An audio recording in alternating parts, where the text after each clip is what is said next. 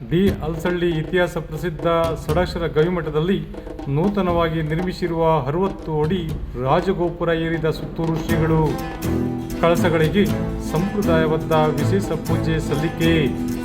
D ಅಲ್ಸಳ್ಳಿ ಗವಿಮಠದಲ್ಲಿ ನೂತನವಾಗಿ ನಿರ್ಮಿಸಿರುವ 60 ಅಡಿ ರಾಜಗೋಪುರವನ್ನು ಉರಿ ಬಿಸಿಲಿನಲ್ಲಿಯೂ ಸಹ ಸುತ್ತೂರು ಪರಮಪೂಜ್ಯರು ಹತ್ತಿ ಕಳಸಗಳಿಗೆ ವಿಶೇಷ ಪೂಜೆ ಸಲ್ಲಿಸುವ ಮೂಲಕ ಐತಿಹಾಸಿಕ ಸಂಪ್ರದಾಯಬದ್ಧ ಧಾರ್ಮಿಕ ಕಾರ್ಯಕ್ರಮಗಳಿಗೆ ಮೆರುಗಣಿದರು.